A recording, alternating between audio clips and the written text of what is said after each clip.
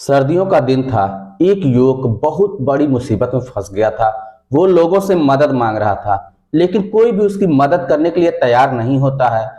तब वो कुछ दूर और चलता है और उसको एक सुनसान घर दिखता है। उस घर के बाहर जाकर दरवाजा खटखटाता है। थोड़ी देर के बाद एक औरत की आवाज आती है, बोलती है, दरवाजे पे कौन है? तो युवक बोलता है, आप दरवाजा खोलिए, मैं बहुत बड़ी मुसीबत में पड़ गया हूं, मुझे आपकी मदद की जरूरत है। वो औरत बोलती है, आप जो भी हैं, मैं आपकी कोई मदद नहीं कर सकती, मेरे पास ऐसा कुछ भी नहीं है।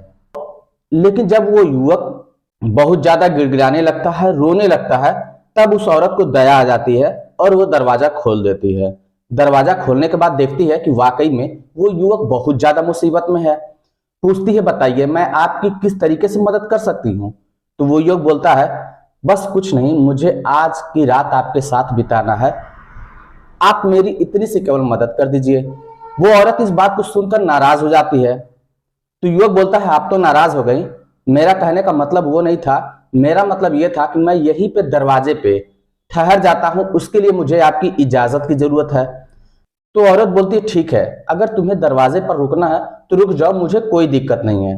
लेकिन दोस्तों, जब रात के 2 बजते हैं तो ये युवक ऐसा खतरनाक प्लान बनाता है जिसके तहत उस अकेली महिला के घर में चला जाता है और उसी के कंबल में, उसी के बिस्तर पर लेट जाता है और रात में जो कुछ करता है वो सुनकर आपके पैरों तले से जमीन खिसक जाएंगे और आप सोचने पर मजबूर हो जाएंगे कि क्या ऐसा भी हो सकता है।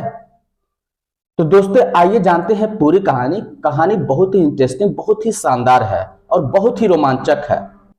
लेकिन कहानी में आगे बढ़ने से पहले बस आप लोगों से वही छोटी सी रिक्वेस्ट है कि वीडियो को लाइक नहीं किए हैं तो वीडियो को लाइक कर दीजिए, चैनल को सब्सक्राइब नहीं किए तो सब्सक्राइब कर दीजिए, जिससे हमारा हौसला बढ़ता रहे।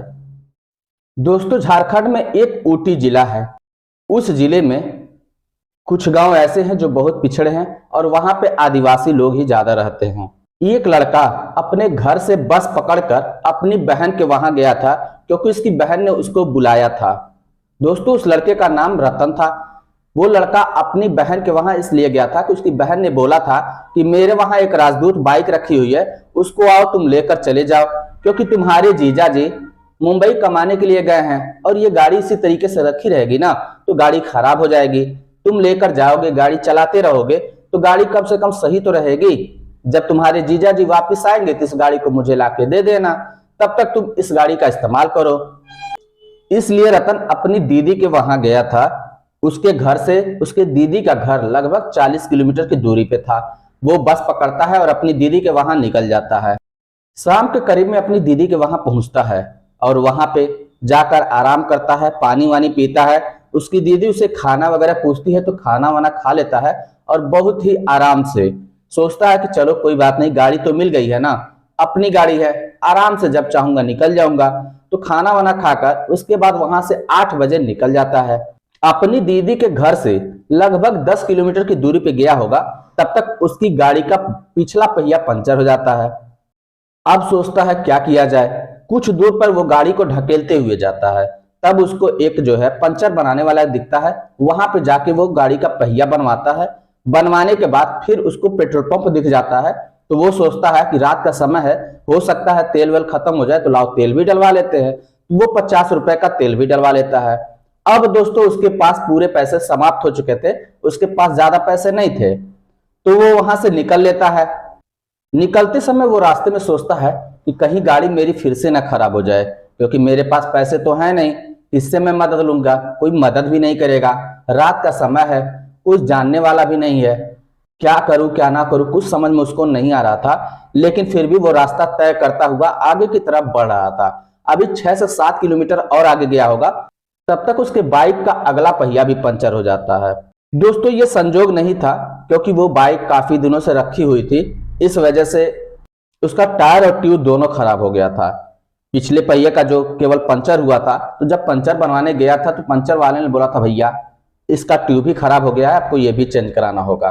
तो वो वहीं पे सारा चीज करा लेता है। अब जो है, जब 7 किलोमीटर के बाद इसके बाइक के अगला पहिया जब पंचर होता है, अब सोचता है अब क्या किया जाए। पैसे तो थे नहीं इसके पास, तो अब भी जो है काफी लंबा टाइम भी हो चुका था। तो वो डुराते डुराते फिर आगे जाता है। अब सोचता है कि क्या किया जाए। सोचता है कहीं पे गाड़ी को रख दिया जाए और बस पकड़ के चला जाए, उसके बाद कल आऊंगा तो बाइक लेकर जाऊंगा। लेकिन रात ज्यादा हो जाने की वजह से, क्योंकि लगभग 10 बज चुके थे तो ज्यादा रात हो चुकी थी, तो उस समय बस भी आना जाना बंद हो गया था।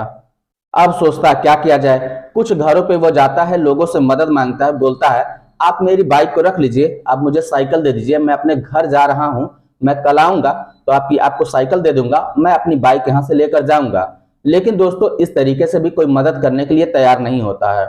अब वो बड़ी हैरत में पड़ जाता है। ठंड का महीना भी था, रास्ते भी बहुत खराब थे, और आप लोगों को पता है कि राजदूत कितनी वजन होती है, अगर वो पंचर हो जाए तो कितना मेहनत का काम होता है।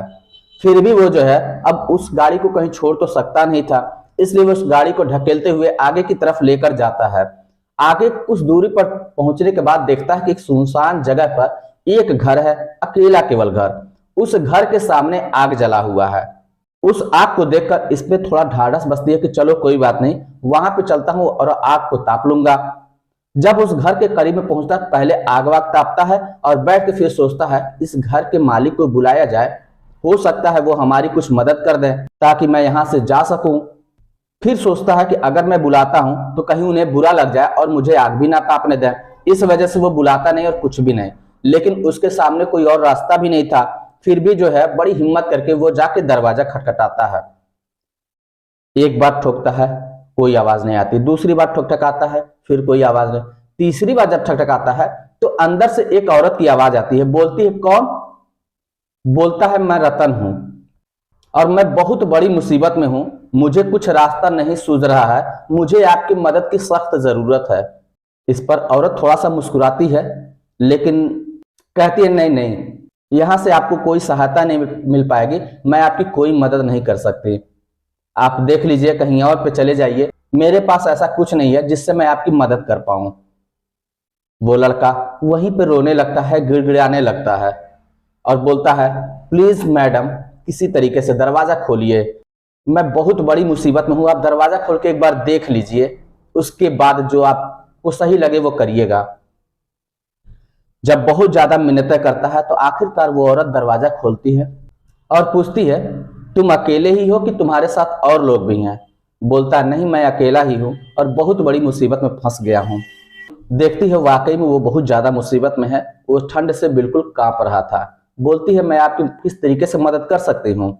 रतन बोलता है मुझे बस यहाँ पे आपके दरवाजे पे ठहरने की इजाजत दीजिए, मैं आज की रात यहाँ पे बिताना चाहता हूँ। मैं अपनी बहन के घर गया था बाइक को लेने के लिए, बाइक लेकर आ रहा था तो रास्ते में गाड़ी पंचर हो गई, इसी को ढकेलते हुए यहाँ पे आ रहा हूँ। ठंड भी काफी ज्यादा है, यहाँ से मेरे घर की दूरी भी ज्यादा है, मुझे कोई रास्ता नहीं सूझ रहा है, इसलिए मैं आपसे मदद मांग रहा हूँ यहाँ पे केवल ठहरने की। वो औरत बोलती है ठीक है कोई बात नहीं, ठहर जाइए, मुझे कोई दिक्कत नहीं है। वो औरत अंदर जाती है और लकड़ियों का कुछ चूना लेकर आती है एक बोरे में भरकर, और साथ ही साथ एक कंबल लाके इसको दे देती है। अब ये लकड़ियों को जला लेता है, जलाने के बाद उस कंबल को ओढ़कर बैठ जाता है। उसके बाद फिर वो औरत अंदर चला जाती है और दरवाजे को बंद कर लेती है। लेकिन उसे नींद नहीं आ रही थी। जब एक आध घंटे और बीतता है तब तक लगभग 12 बज चुका था।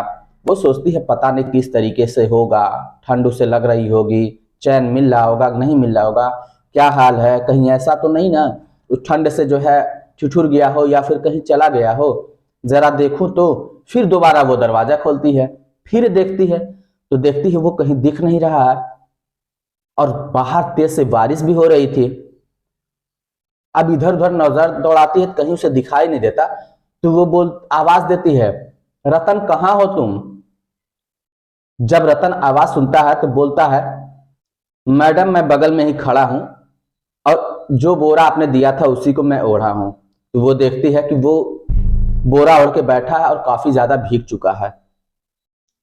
अब उस औरत से रहा नहीं जाता, तो वो औरत उस लड़के को अंदर बुला लेती है और तौलिया वगैरह देती है और बोलती है अपने सर को पोंछ लो। तो लड़का बोलता है शुक्रिया मैडम आपका, लेकिन मैं एक जोड़े कपड़े लेकर आया हूं, क्योंकि मैं कहीं पे भी रिश्तेदारी में जाता हूं तो वहां से पे एक जोड़े कपड़े लेकर जाता हूं।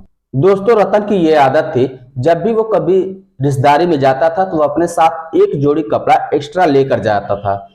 तो वो बोलता है मैडम मैं एक जोड़ी कपड़ा अपने गाड़ी के डिग्गी में रखा हूं, मैं वहां से जाके लेकर आता हूं, फिर मैं उस कपड़े को बदल लूंगा।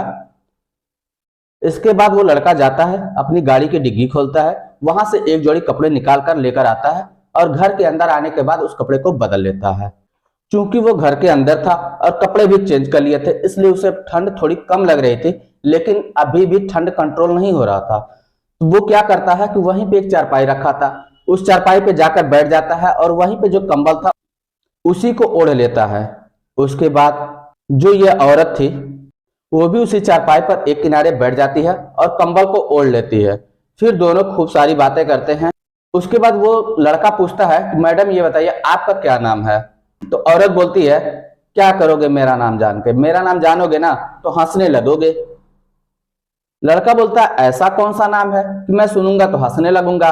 बोलती हाँ ऐसा ही है। बोलता है बताइए तो। वो औरत बोलती है मेरा नाम रत्ना है। अब इस बात को सुनकर रतन मुस्कुरा देता है। औरत कहती है मैंने बोला था ना सुनोगे तो हंसने लगोगे। अब दोस्तों रतन और रत्ना दोनों बातें करने लगते हैं। बातें करते करते कुछ टाइम और बीत जाता है, करीब 2 बज जाते हैं। उसके बाद दोनों को नींद आने लगती है। दोनों धीरे धीरे फिर सोने लगते हैं। इस तरीके से दोनों सो जाते हैं। और रात के समय में दोस्तों जब एक लड़का और लड़की साथ में हो तो उनके बीच कुछ न कुछ शारीरिक संबंध बन ही जाती है। तो इनके अंदर भी इस तरह से थी, ठंड का महीना भी था और दोनों के बीच शारीरिक संबंध बन भी जाता है। लेकिन जब सुबह होता है तो रत्ना उठकर झाड़ू पोछा लगाने लगती है, लेकिन अभी भी रतन सो ही रहा था। रतन जब बिस्तर से उठता है तो करीब 6 बज चुके थे। रतन सबसे पहले रत्ना से माफी मांगता है कि देखिए मुझे माफ कर दीजिए, मुझे आपने रात में ठहरने के लिए सहारा दिया और मैंने आपके साथ क्या किया। इस बात पर रत्ना बोलती है चलिए छोड़िए कोई बात नहीं, जो हो गया सो हो गया, वैसे आप बहुत ही अच्छे आदमी हैं। तो रतन बोलता है कि मैडम एक मदद और कर दीजिए तो आपकी बड़ी मेहरबानी होगी। रत्ना बोलती है अब क्या। रतन बोलता है मुझे 50 रुपए दे दीजिए, क्योंकि मुझे यहां से घर जाना है, हो सकता है रास्ते में मेरी गाड़ी वड़ी खराब हो तो फिर मैं क्या करूंगा, अभी वैसे भी खराब है, इसको मैं जाके पंचर बनवाऊंगा। तो रत्ना बोलती है अरे हम लोगों के बीच में इतना कुछ हो गया है और ऐसी बात करते हैं, ये लीजिए 50 रुपए और इसे वापस देने की जरूरत नहीं है, लेकिन हाँ ये बात जरूर है आप मुझसे मिलने जरूर आइएगा, पैसे देने नहीं केवल मुझसे मिलने। रतन कोई जवाब नहीं देता और पूछता है कि यहाँ से पंचर बनाने वाला कितना दूर है। तो रत्ना बोलते हैं यहाँ से करीब 2 किलोमीटर की दूरी पे है, लेकिन अभी खुला होगा या नहीं खुला होगा ये मुझे नहीं पता है, क्योंकि अभी सुबह के 6 बज रहे हैं। तो आप थोड़ा इंतजार कर लीजिए, तब तक मैं चाय वगैरह बनाती हूँ, पी लीजिएगा, फिर आप निकल जाइएगा। उसके बाद रत्ना चाय बनाती है। चाय बनाने के बाद उसको चाय पीने के लिए देती है। चाय पीने के बाद करीब 7 के 8 बज जाते हैं, बातें बातें करते। अब वो बाइक लेकर निकलता है और धीरे धीरे करके वो बाजार की तरफ आगे बढ़ना शुरू कर देता है। वहां पे आगे जाता है, पंचर की दुकान वहां पे मिल जाती है, अपनी बाइक का वो पंचर बनवा लेता है। पंचर बनवाने के बाद वो अपने घर चला जाता है। जब अगला दिन बीतता है तो रत्ना उसका इंतजार कर रही थी। करते करते लगभग 8 से 10 बज जाते हैं रात को, लेकिन फिर भी वो नहीं आता है। फिर दूसरे दिन रत्ना इस लड़के का इंतजार कर रही थी, दूसरे दिन भी ये लड़का नहीं आता है।